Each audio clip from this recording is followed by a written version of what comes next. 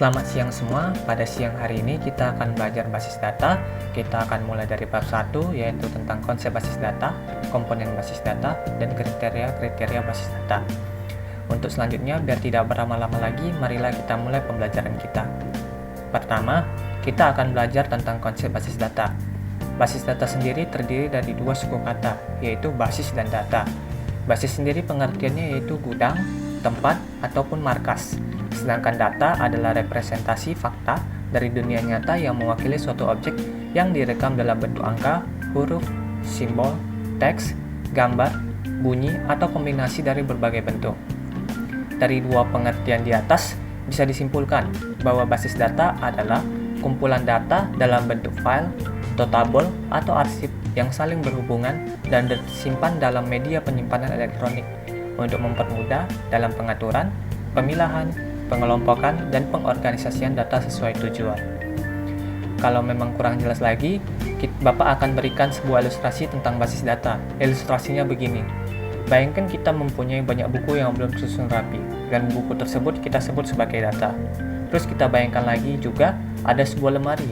Lemari tersebut kita bayangkan adalah basisnya atau tempat. Kemudian buku-buku yang belum tersusun rapi tersebut kita masukkan ke dalam lemari dan kita susun sesuai dengan kriterianya. Lemari yang sudah tersusun dengan buku tersebut itulah yang kita sebut dengan basis data.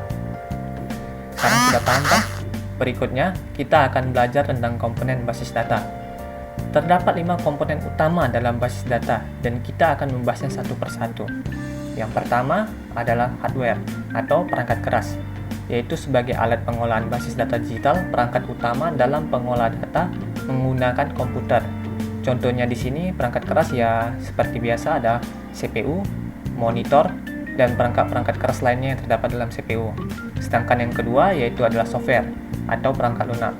Perangkat lunak digunakan untuk mendukung proses pengolahan basis data. Contoh softwarenya antara lain yaitu bahasa pemrograman C dan Pascal.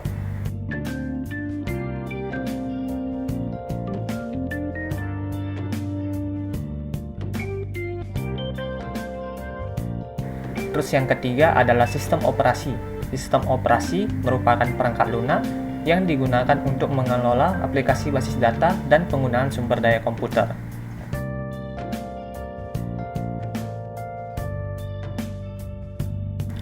Yang keempat adalah DBMS atau singkatan dari Database Management System. DBMS merupakan program aplikasi untuk pengelolaan basis data. Contohnya sendiri yaitu Microsoft Access dan Oracle. Dan yang terakhir adalah user atau pemakai, yaitu pengguna yang terlibat dalam pengelolaan dan penggunaan basis data. Selanjutnya, kita akan membahas tentang user dalam basis data. User dalam basis data dikelompokkan menjadi 4 kelompok, antara lain, yang pertama, database administrator, yaitu user yang menjadi pusat pengendali seluruh basis data. Soal perizinan dan pengolahan data juga merupakan tugas dan tanggung jawab dari database administrator. Yang kedua, application programmer. User yaitu user yang merancang atau membuat sebuah aplikasi yang dapat berinteraksi dengan sistem basis data atau dapat mengakses basis data dengan cara pemanggilan melalui bahasa pemrograman tertentu.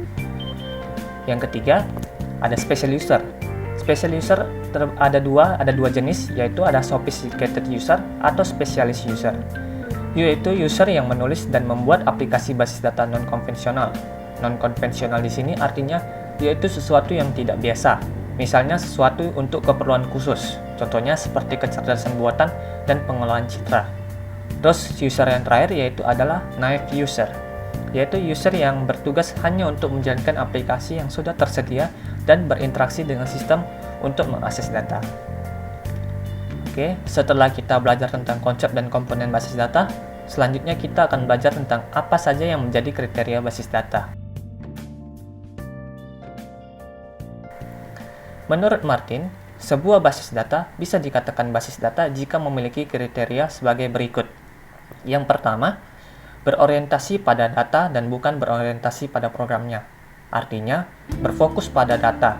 Sebuah basis data haruslah disimpan terpisah dengan program aplikasi yang dapat mengakses basis data tersebut.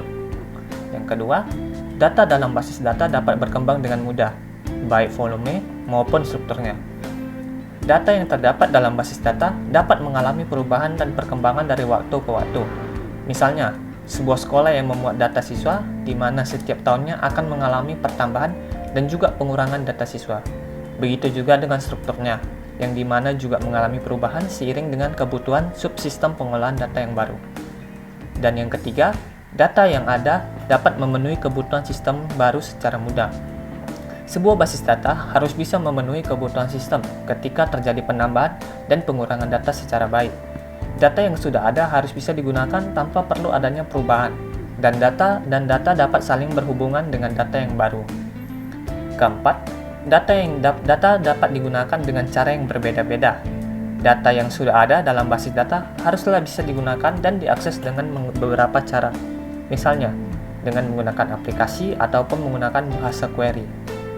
Dan yang terakhir kriterianya yaitu kerangkapan data atau redundansi data minimal. Kerangkapan data atau dalam bahasa sehari-hari disebut data double merupakan salah satu permasalahan yang serius dalam basis data.